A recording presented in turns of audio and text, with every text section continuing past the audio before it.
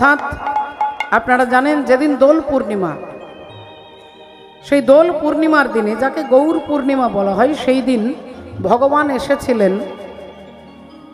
সেই দিন যেমন আমরা রং খেলি, আমরা অনেকে রং খেলতে ভালোবাসেন, আবির মাখতে ভালোবাসেন, আনন্দ করেন আত্মীয় পরিজন বন্ধু বান্ধবদের নিয়ে। সেই দিন ভগবান নির্দিষ্ট করলেন যে কলির জীব যে রং মাখবে, আমিও রং দিতে যাব। সেই রংটা হচ্ছে চৈতন্যের রং, চেতনার রং। সেই চৈতন্যের রং জগতের জীবকে প্রদান করবেন বলে পাবন অবতার দয়াল চৈতন্য ভগবান আজ থেকে 540 বছর পূর্বে শ্রীধাম নবদ্বীপের মাঝে শচীগর্ভ সিন্ধু মাঝে তিনি কৃপা করে নেমে আসছেন। জয় জয় কলরব নদিয়া নগরে, জনমল ভিল গোরা শচীর উদরে। শচী মায়ের কোলে তিনি কৃপা করে নেমে আসছেন। সময় ওই ফাল্গুন পূর্ণিমা তিথি নক্ষত্র ফাল্গুনী, ফাল্গুন পূর্ণিমা তিথি নক্ষত্র রোহিণী, ফাল্গুন পূর্ণিমা তিথি নক্ষত্র ফাল্গুনী।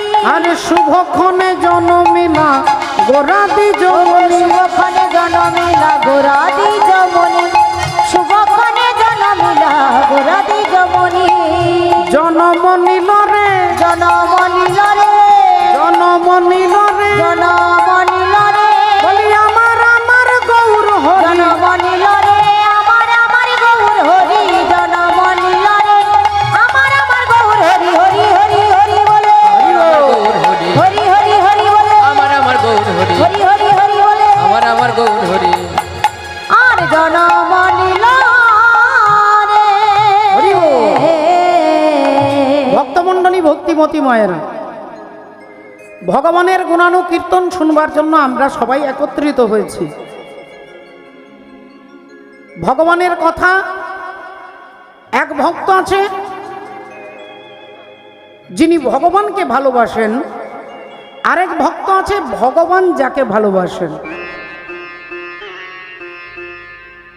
এক ভক্ত যিনি ভগবানকে ভালোবাসেন, আরেক ভক্ত ভগবান যাকে ভালোবাসেন। আপনারা প্রশ্ন করবেন, তাহলে ভগবান কাকে ভালোবাসেন? না, ভগবান আমাদের সবাইকেই ভালোবাসেন, তার কৃপাতেই আমরা বেঁচে আছি। আমরা হাঁটছি, চলছি, বলছি, সবই তারই দয়া, তারই কৃপায়। আমরা চ্যালেঞ্জ করলে আমরা নিজেদের দেহটাকেই ভালো রাখতে পারবো না বাবা। আমরা চাইলেও, আমরা সবাই চাই যে আমি যেন ভালো থাকি, সুস্থ থাকি, আনন্দে থাকি, কিন্তু আমাদের কর্ম আমাদেরকে দুঃখ, শোক, জ্বালা, যন্ত্রণা, এটা আমাদের ভগবান দেন না, আমাদের কর্মই আমাদেরকে দুঃখ, জ্বালা, যন্ত্রণা দেন।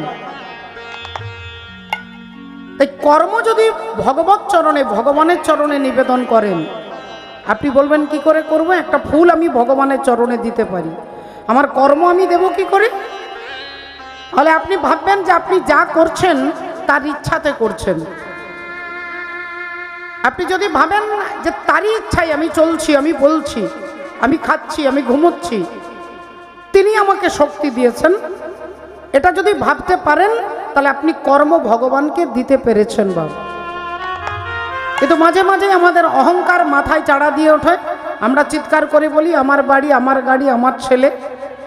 এই যে আমি বলছি, এটা মিথ্যে কথা, এটা ডাহা মিথ্যে। কিন্তু মিথ্যেটাকেই আমি সত্যি মনে করছি কেন? না, আমার ভেতরে মায়া আছে। ভেতরে যখন মায়া কাজ করে, তখন মনে হয় জগৎটা আমার, বাড়ি আমার, জমি আমার। কিন্তু আসলে বলে, আসলে আমরা সবাই জানি একদিন এখান থেকে একটা ছুঁচো নিয়ে যেতে পারবো না বাবা। তাহলে আপনার কর্ম যদি আপনি ভগবত চরণে নিবেদন করেন, তাহলে সমস্ত কিছু, তাকে বলা হয় অনন্য ভক্ত। অনন্য চিন্তন্তে মাং যে জনা পর্যুপাসতে তেষাং নিত্যাভিযুক্তানাং যোগক্ষেম বহাম্যহম। দেখুন, আপনারা শাস্ত্রে দেখেছেন, আপনারা সকলে শাস্ত্রের কথা সম্পর্কে, 24 পরগনা জেলার মায়েরা বাবারা শাস্ত্র সম্পর্কে অনেকে অনেক কিছু জানেন। আমি নতুন করে বলবো না, আমি একটু ছুঁয়ে দিতে চাই যখন পঞ্চবটি বনে ভগবান রামচন্দ্রের কাছে এলেন কে না রাবণের বোন শূর্পণখা এলেন। রাবণের বোন শূর্পণখা আর বোনের স্বামীকে দাদা মেরে ফেললেন, রাবণ মেরে ফেললেন তার ভগ্নিপতিকে। ভগ্নিপতির নাম কি না বিদ্যুৎ জিহ্বা। বোন বিধবা হয়ে গেল, কান্নাকাটি করতে লাগলো, দাদা তুমি আমার সর্বনাশ করলে। দাদা মারলেন কেন না রাবণ দেখলেন এটা বাস্তব। যখন একজনের পাড়াতে, যখন দেশে, যখন গ্রামে, যখন রাজ্যে, যখন একজনের প্রভাব বেড়ে যায়, তখন যারা নেতা মন্ত্রী থাকেন তাকে কিভাবে দমিয়ে রাখতে হবে তার চেষ্টা করেন, আপনারা জানেন। এটা মানবিক মানুষের ধর্ম। যখনই কোনো মানুষ উচ্চ স্তরে পৌঁছে যায় তাকে কিভাবে ডাউন করার চেষ্টা আমরা টিভিতে, খবরে সর্বত্রই দেখতে পাই। রাবণ ভাবলেন যে আমার থেকে বেশি প্রভাব হয়ে যাচ্ছে আমার ভগ্নিপতি, তাই রাবণ কি করলেন চক্রান্ত করে ভগ্নিপতিকে মেরে ফেললেন। বোন কান্নাকাটি করতে করতে বলছে দাদা তুমি দাদা হয়ে আমাকে বিধবা করতে পারলে।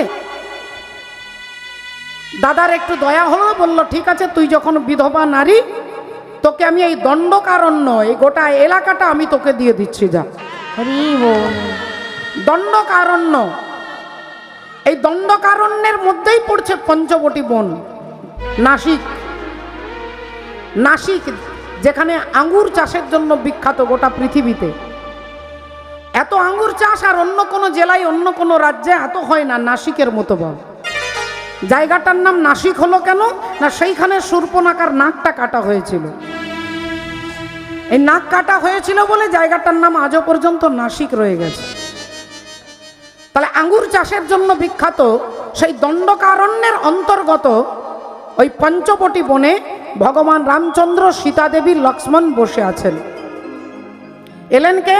এলেন শূর্পণখা। হরিব।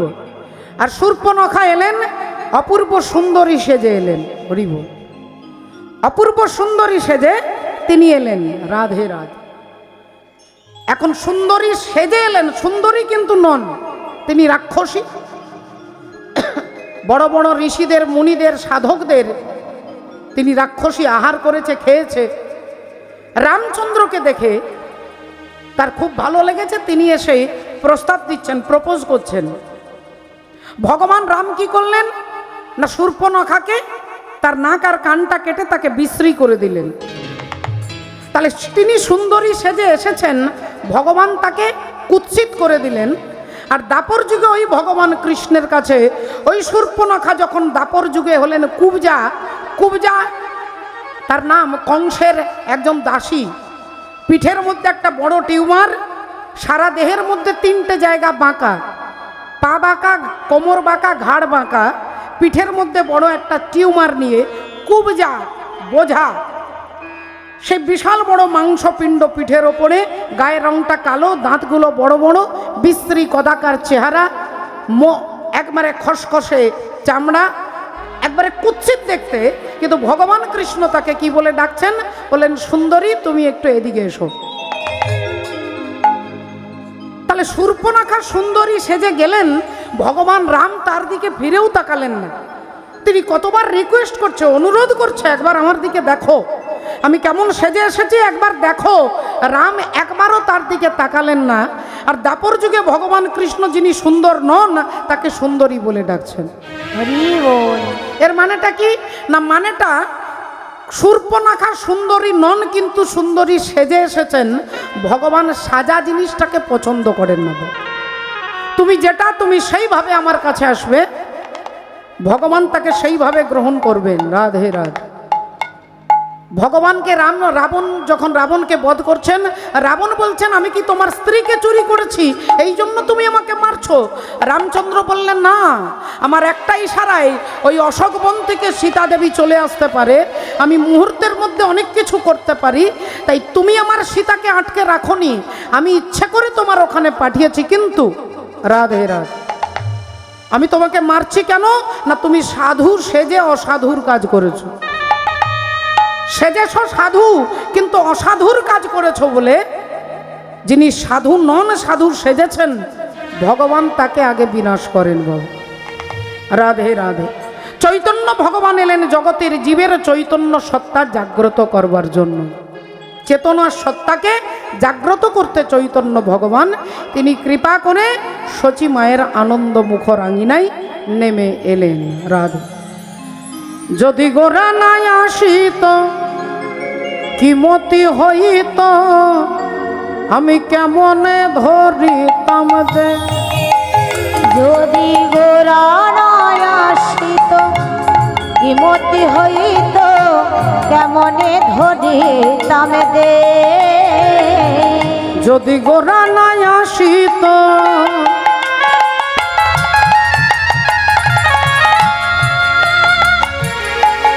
ওগো কি মতি হইত কেমনে ধরিতাম দে। যদি গোরা নয় আসিত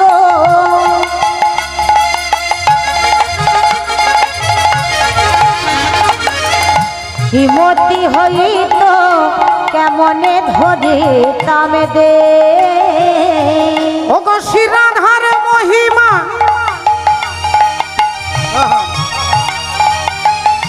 প্রেমর সীমা ওগো শিরাধার মহিমা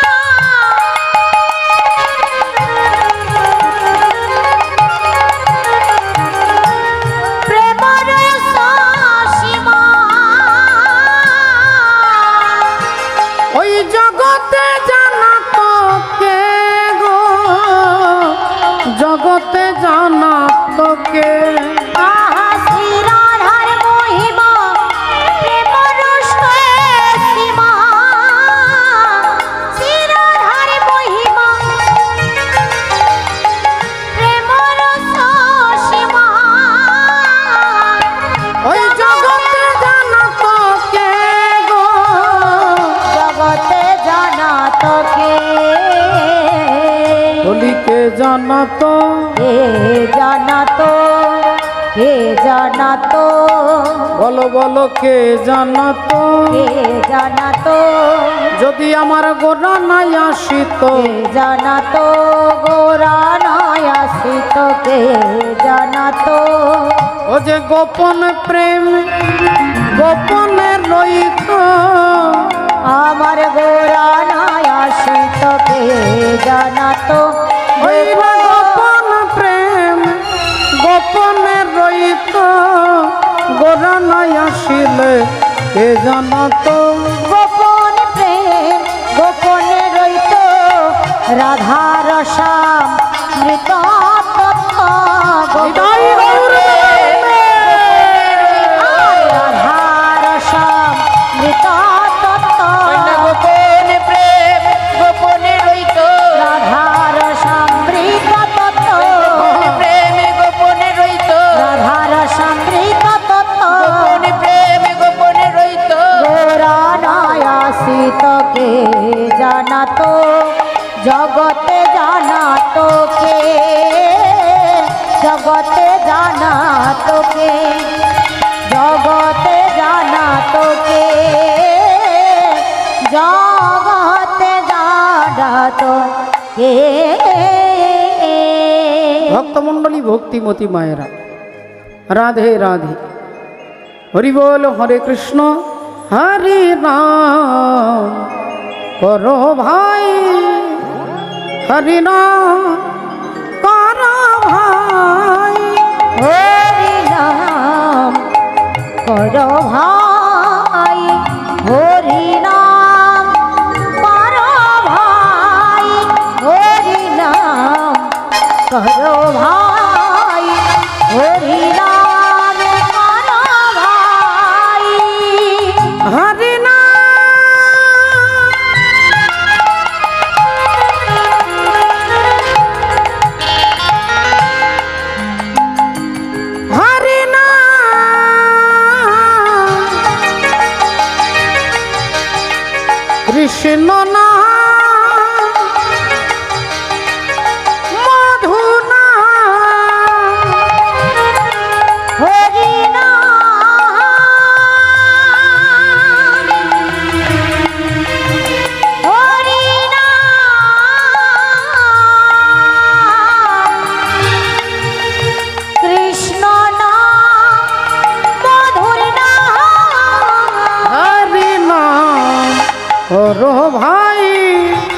হরি নাম কর ভাই হরি নাম করো ভাই হরি নাম করো ভাই হরি নাম করো ভাই হরি নাম করো ভাই।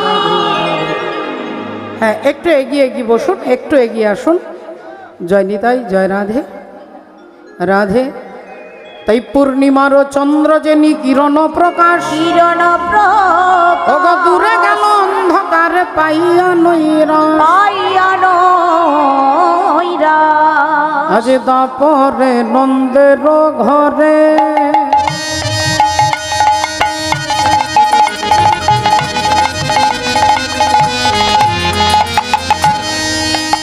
আজি দাপরে নন্দের ঘরে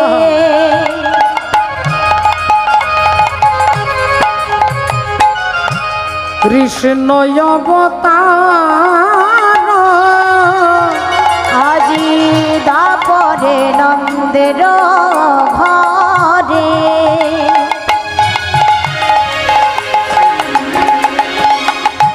কৃষ্ণ অবতার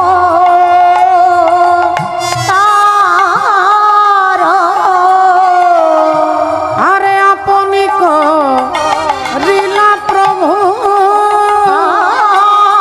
আপনি করিলা প্রভু আপনি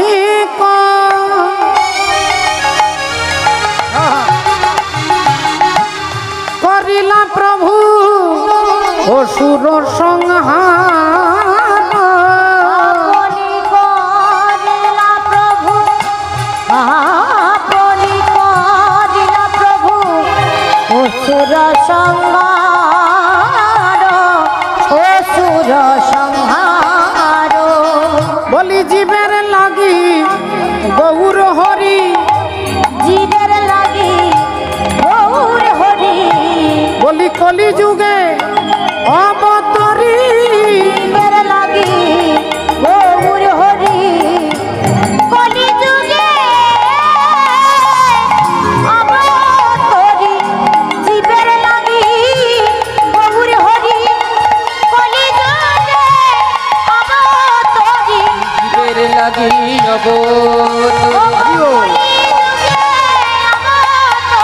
জীবের লাগি রাধে।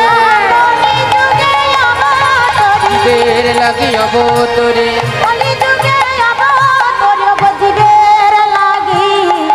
গৌর হরি আপনি করে প্রভু অসুর সংহার আপনি করে প্রভু অসুর সংহার। ভক্তিমতী মায়েরা লক্ষ্য করে দেখুন, আপনার সব বাসনা পূর্ণ করার দায়িত্ব ভগবানের, মা, আমরা নই। পরমাত্মা ভগবান সকলের ইচ্ছে পূর্ণ করে, কিন্তু ইচ্ছেটা যদি আপনার অনুকূল হয়। আপনি যদি মনে করেন যে পাশের বাড়ির লোকটা যেন ধ্বংস হয়ে যাক, আমি ঠাকুর তোমার কাছে চাইছি, এতে পাশের বাড়ি ধ্বংস হবে না, আপনি আপনার বিনাশের দিকে একটু একটু করে এগিয়ে যাবেন। ভগবান বললেন, ইয়ে যথা মাম প্রপদ্যন্তে তাং তথৈব ভজাম্যহম মম বরতানুবর্তন্তে মনুষ্য পার্থ সর্বস্ব। হরি বল। আপনি যদি ভগবানের কাছে পাড়ার ছেলের জন্য আপনি ভগবানের কাছে প্রার্থনা করেন, তাহলে আপনার ছেলের কল্যাণ আপনাকে চাইতে হবে না, এমনি এমনি কল্যাণ হবে না। আপনি দেশের জন্য চাইবেন, দশের জন্য চাইবেন, আপনার কল্যাণ এমনি এমনি হবে, খাতাতে আপনার নাম্বার বাড়তে থাকবে। আর আপনি আপনাকে বাদ দিয়ে যখন অপরের ক্ষতি চাইবেন, তখন অপরের ক্ষতি হবে না, তখন কিন্তু নিজের ক্ষতি হবে। রাধে। হরি বল। ভক্তিমতী মায়েরা, ভগবানের প্রতি বিশ্বাস দরকার। বিশ্বাসটা কত বড় বিশ্বাস, কার বিশ্বাস না কুন্তী দেবীর বিশ্বাস। কুন্তী দেবীর এত দৃঢ় বিশ্বাস, আপনারা সকলে জানেন মা কুন্তী দেবীর 3টে ছেলে, 5টা ছেলে নয়, পঞ্চপাণ্ডব কুন্তীর নয়। কুন্তী দেবীর ছেলে হচ্ছে যুধিষ্ঠির, ভীম আর অর্জুন। আর নকুল আর সহদেব হচ্ছে আরেক মায়ের স্ত্রী, আরেক মায়ের ছেলে, যার নাম হলো মাদ্রী। মাতৃর 2 ছেলে নকুল আর সহদেব, আর কুন্তী দেবীর ছেলে 3 ছেলে, এই মিলে পঞ্চপাণ্ডব বলা হয়। আর এদের আছে কি না গান্ধারী দেবীর 100টা ছেলে। এই 105 জনের মধ্যে সব থেকে ক্ষমতা বেশি কার? সব থেকে ক্ষমতা বেশি হচ্ছে ভীমের, যার গায়ে 1000 হাতির ক্ষমতা। কে আশীর্বাদ দিয়েছিল যে তোমার শরীরে 1000 হাতির ক্ষমতা হবে? চিন্তা করে দেখুন, একটা হাতির কত ক্ষমতা। এরকম 1000টা হাতির ক্ষমতা যত, ভীমের গায়ে তত ক্ষমতা। কে দিলেন? তিনি কিন্তু খেয়ে মেখে অর্জন করেনি। 1000 হাতির ক্ষমতা আপনি খেলে হবে না, এত খেলে নিজের ক্ষতি হবে, খাওয়ার জন্য নয়, আশীর্বাদে ক্ষমতা হয়েছিল। ওই 105 জনের মধ্যে সব থেকে ক্ষমতা বেশি ভীমের। 12 বছর বয়স, সমস্ত ভাইদেরকে একটা গাছের ডালে চাপিয়েছে, একটা বিরাট বড় গাছের উপরে সব ভাইকে চাপিয়েছে। এক একজন এক একটা ডালের ওপরে বসে আছে, এক একটা ডালে এক একজন ভাই। দুর্যোধন, দুঃশাসন সবাই বসে আছে, আর নিচে ভীম ওই গাছটাকে নাড়া দিচ্ছে, গাছটাকে ধরে নাড়ছে। আর যারা গাছের ডালে ডালে চেপেছিল সব আম যেমন পড়ে সেরকম টপ টপ করে পড়ছে। দুর্যোধন পড়েছে, দুঃশাসন পড়েছে, কারো কোমরে লেগেছে, কারো হাঁটুতে লেগেছে। এখন ভীম মনে হরি বল, দুর্যোধন মনে মনে করছে তাহলে তো এত ক্ষমতা যার, এ থাকলে তো আমি কখনো সেরা হতে পারবো না, এ যদি থাকে তাহলে তো আমি কখনো সেরা হতে পারবো না। তাহলে কি করা যায় না, ভীমকে মেরে ফেলতে হবে। আর ভীমকে মারবার জন্য কি করলেন না, চক্রান্ত করে চালাকি করে এক হাঁড়ি পায়েস রান্না করে তাতে বিষ মাখিয়ে দিয়েছে। আর বিষ মাখিয়ে দিয়ে দুর্যোধন আদর করে ভীমকে নিয়ে গেছে, কোনোদিন এত আদর করে না। ভীমকে নিয়ে গিয়ে গঙ্গার ঘাটে গিয়ে বলছেন, ভাই আমরা সবাই মিলে পায়েস খাবো, কিন্তু তুই খেতে বেশি ভালোবাসিস, তুই আগে খাবি, তুই খাবার খেয়ে যদি বাঁচে তারপরে আমরা সবাই খাবো। ভীম দেখলেন, ও বাবা, এক হাঁড়ি পায়েসে আমার কি হবে, এটা আমি সব খেয়ে ফেলবো। বলে তুই খা না, তুই যদি পারিস খা, তুই না পারলে আমরা খাবো।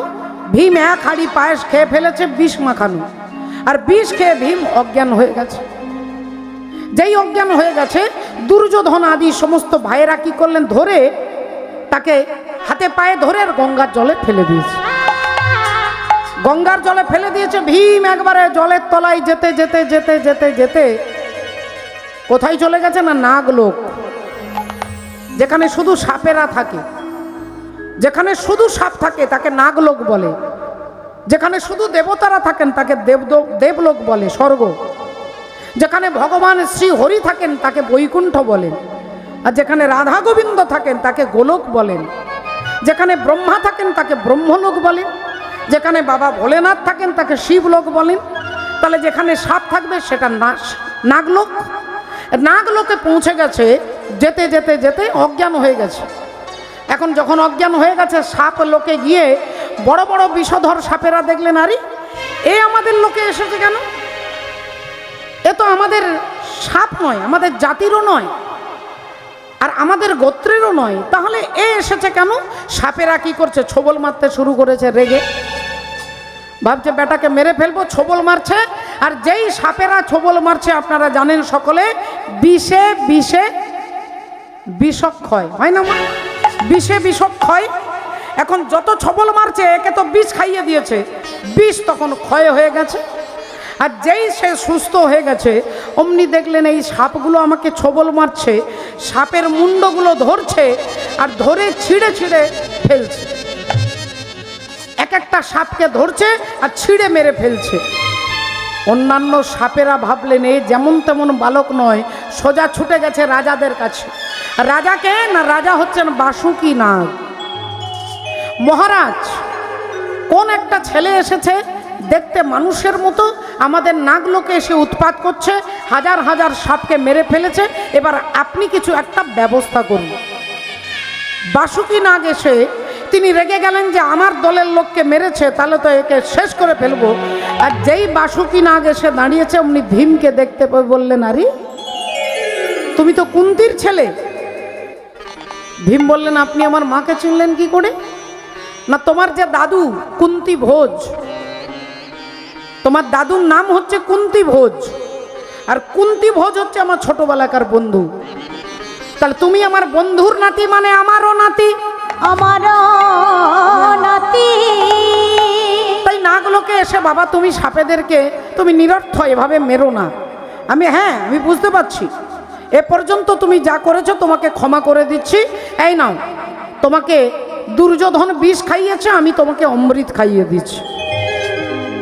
অমৃত খাইয়ে বললেন আজ থেকে তোমার গায়ে 1000 হাতির ক্ষমতা হবে।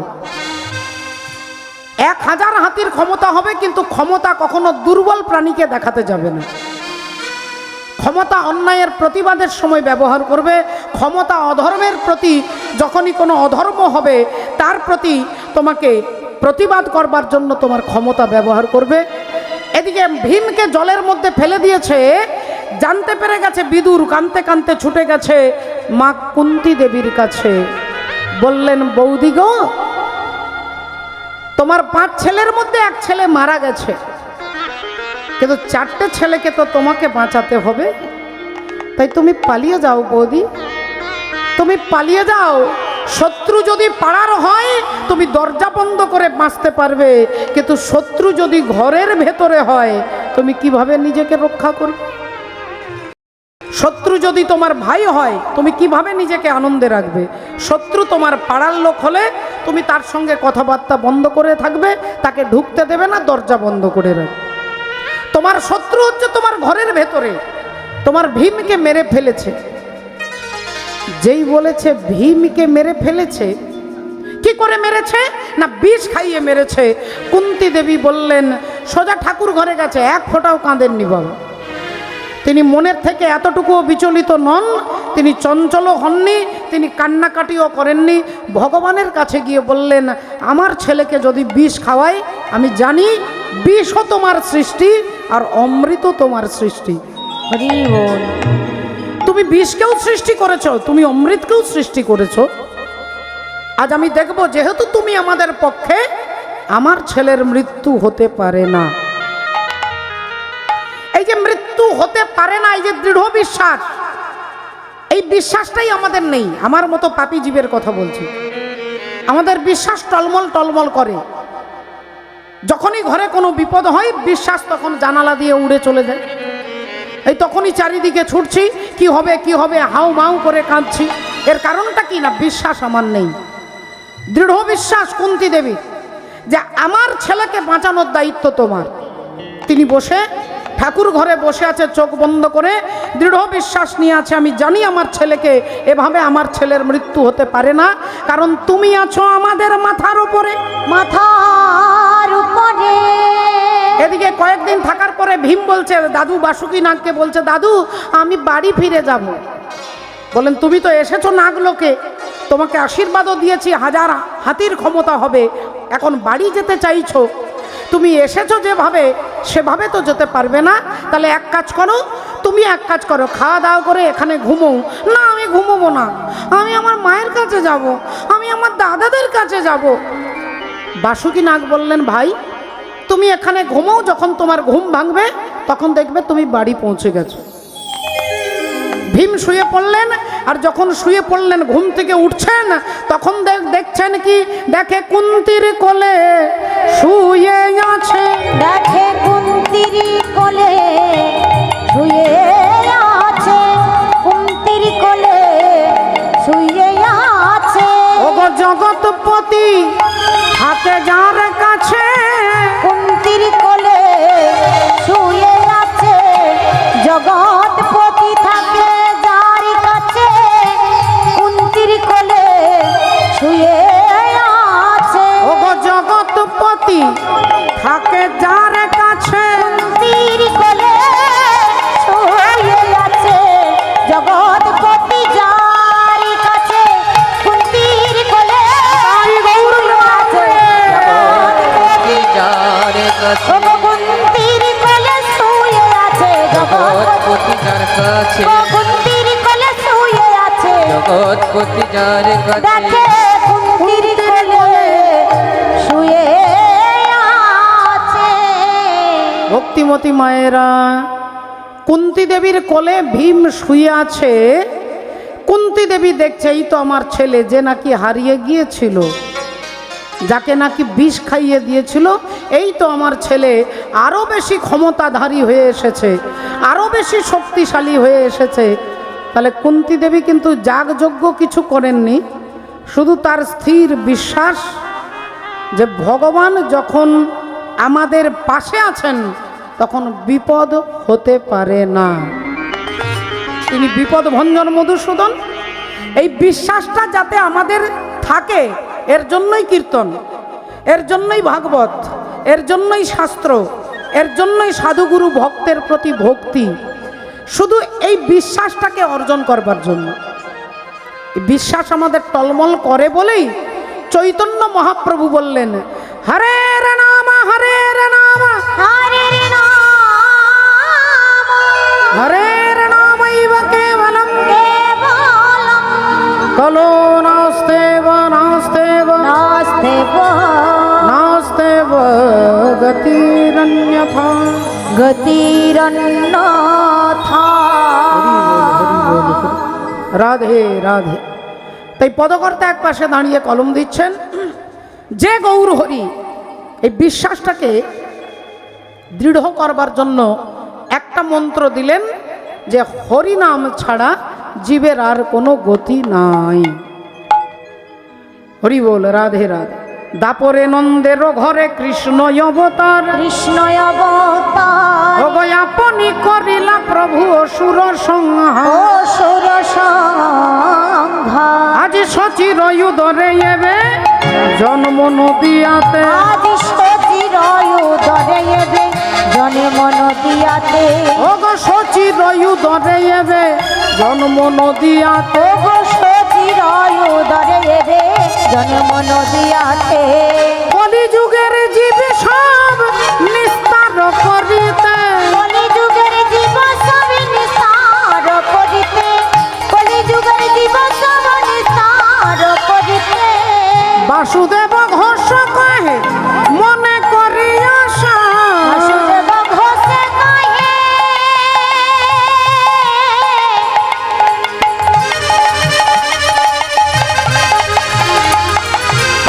আমারি গোরা রে, গোরা রে।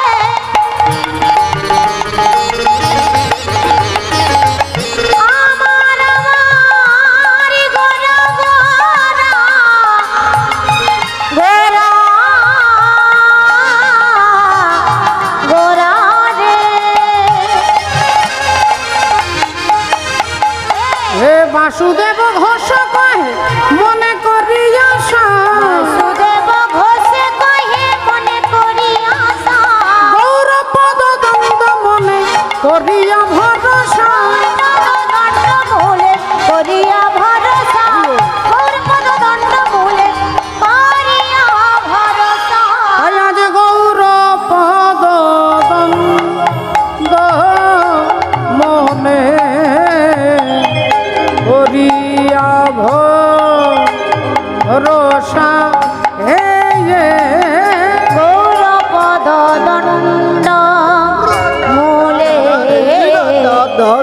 করিয়া ভরসা। ভরসা হে মূলে ভরসা মনে করিয়া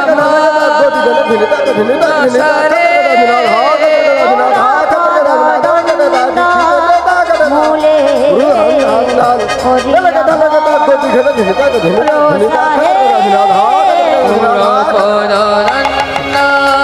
মনে করিয়া ভরসারে গৌরপদ দণ্ড মূলে করিয়া ভরসাহে গৌরপদ দণ্ড মূলে করিয়া ভরসাহে গৌরপদ দণ্ড মূলে করিয়া ভরসাহে গৌরপদ দণ্ড মূলে করিয়া ভরসাহে গৌরপদ দণ্ড মূলে জয় জয় জগৎ গুরু জগদি গুরু তুমি বাঞ্ছা কল্পতরু কলে পতরু সিক্ত কর তপ্ত মরু করুণা তোমার করুণা তোমার তুমি মাতা তুমি পিতা তুমি জগতের ত্রাতা কেহ নাই তোম ভিন্ন ইয়ার কেহ নাই তোমার ভিন্ন। সকলে চরণে দণ্ডবত প্রণাম জানিয়ে এতক্ষণ আমরা মহাপ্রভু চরণ আশ্রয় করেছিলাম। আমরা জানব তত্ত্ব তথ্য উদ্দেশ্য জীব শিক্ষা গুরুচরণ আশ্রয় করে আমরা পালার মধ্যে প্রবেশ করব একটু ভজনের মধ্য দিয়ে। আমরা সবাই একবার মিলে বলবো, বলো ভগবান কৃষ্ণচন্দ্র কি, জয় বলো রাধা রানী কি, জয় बोलिए भागवत महापुराण की, जय। अनंत कोटि भक्त वृंदों की, जय। निताई गौर सीतानाथ प्रेमानंदे। হরি হরি বল। মীরামায়ের ভজনের মধ্য দিয়ে আমরা যাব। সা সা রে গা পা ধা নি ধা পা গা রে গা মা গা রে গা গা গা। সা রে গা পা গা রে সা নি রে সা নি। পা রি রে মা পা ধা পা মা গা রে সা নি রে সা। रंग दे चुनरिया रंग दे चुनरिया रंग दे चुनरिया ओ रंग दे रंग दे रंग दे रंग दे रंग दे रंग दे रंग दे रंग दे ओ रंग दे चुनरिया।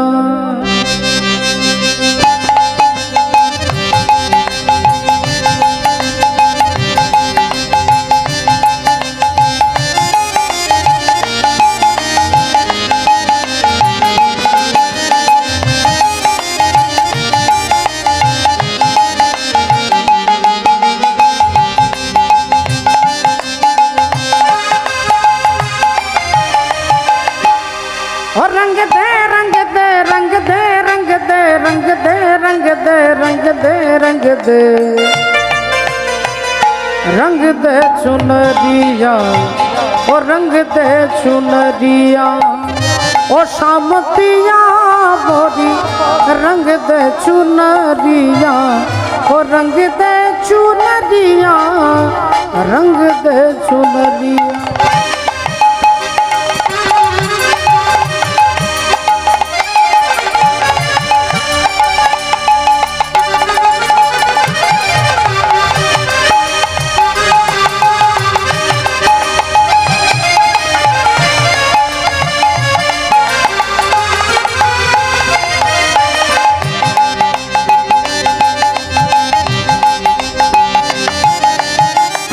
बिना रंगाए मैं तो घर नहीं जाऊंगी।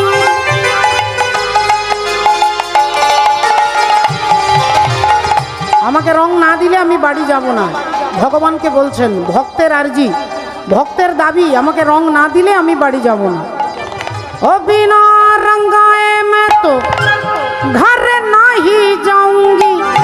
हो बीते ही जाए चाहे बीत ही जाए चाहे ये सारी उमरिया ओ शाम पिया बोरी रंग दे चुनरिया।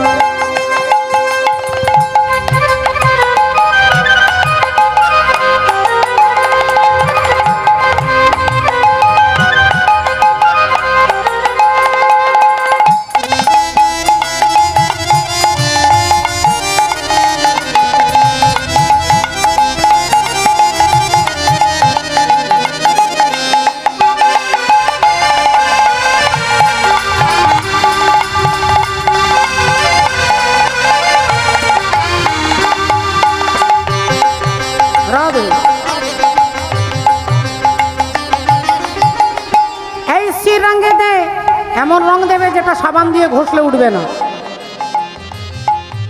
ওয়াশিং মেশিনে কাচলেও রং যাবে না, সাবান দিয়ে ঘষলেও যাবে না, সার্ফ এক্সেলেও যাবে না। এরকম একটা রং তোমাকে দিতে হবে। ভগবান বললেন ঠিক আছে দেব, তবে আমার 4টে প্রশ্নের জবাব তোমাকে দিতে হবে। বলো তোমার প্রশ্নগুলো কি? জল সে পাতলা কোন হ্যাঁ, জলের থেকে পাতলা কি? কোন ভূমি সে ভারী, এই মাটির থেকে ভারী কি? আরে কোন আগুন সে তেজ হ্যাঁ, আগুনের থেকে তাপ কি? কোন কাজল সে কারি, কাজলের থেকে কালো কি? জলের থেকে পাতলা কি? এই মাটির থেকে ভারী কি? আগুনের থেকে তাপ কি? আর কাজলের থেকে কালো কি? ভারতবর্ষের সাধিকা মীরাবাই উত্তর দিচ্ছেন, জল সে পাতলা পাতলা পাতলা পাতলা পাতলা,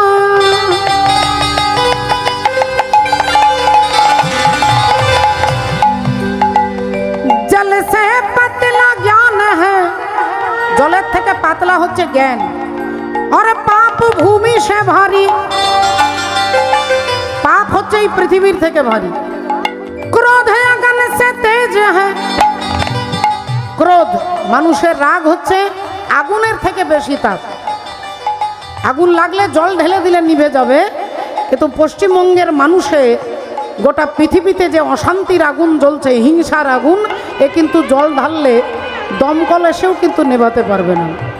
ক্রোধ আগুন সে তেজ হ্যাঁ, और कलंक काजल से काली, रंग दे चुनरिया ओ रंग दे चुनरिया ओ रंग दे चुनरिया ओ रंग दे चुनरिया, रंग दे चुनरिया ओ हो रंग दे चुनरिया, रंग दे चुनरिया ओ रंग दे चुनरिया, रंग दे चुनरिया हो रंग दे चुनरिया, रंग दे रंग दे रंग दे रंग दे रंग दे रंग दे रंग दे रंग दे रंग दे चुनरिया, रंग दे चुनरिया, रंग दे चुनरिया, रंग दे चुनरिया। श्री गुरु निताई गौर सीतानाथ प्रेमानंद হরি হরি বল। সকলে চরণে দণ্ডবোধ প্রণাম জানিয়ে শ্রদ্ধেয় বাবা ঠাকুর ভক্তিমতী মায়েরা, আসুন আজকে আমরা যে কথা শুনবো, যার কথা শুনবো, হরি বল। আপনারা বিভিন্ন ইউটিউব চ্যানেলের মধ্যে অনেক কথা, অনেক কীর্তন, অনেক পালাই শোনেন। আমরা একটু ছোট্ট করে জেনে নেব, আপনারা মহারাজ পরীক্ষিতের কথা শুনবেন না, আপনারা একটা নতুন পালা, যেটা হচ্ছে প্রজাপতি দক্ষ রাজার অহংকার চূর্ণ, আমরা শুনবো না ভক্তের জীবনী শুনবো, ভক্ত রুইদাস না লালাবাবু, না আমরা অন্য ভক্তের কথা শুনবো। আপনাদের কাছে একটু দাবি জানালাম, যদিও কোনো কীর্তনীয় এটা প্রশ্ন করেন না, কিন্তু তথাপিও আমি ভাবি যে আপনারা অনেক মূল্যবান সময় ফেলে রেখে এখানে এসেছেন। আমি কি প্রজাপতি দক্ষ রাজার দর্পচূর্ণ করব? বেশ, ঠিক আছে। তা চলুন আজকে সেই প্রজাপতি দক্ষ রাজার দর্পচূর্ণের তত্ত্ব ইতিহাস আমরা জানবো। একদিন ভৃগু মুনি যজ্ঞ আরম্ভিলা, একদিন ভৃগু মুনি যজ্ঞ আরম্ভিলা, একদিন ভৃগু মুনি যজ্ঞ আরম্ভিলা, আইব তোরা দেখে যাহা,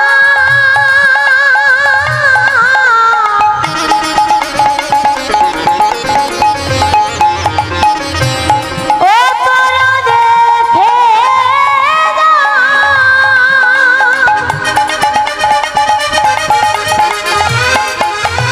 আজি ভৃগু মুনি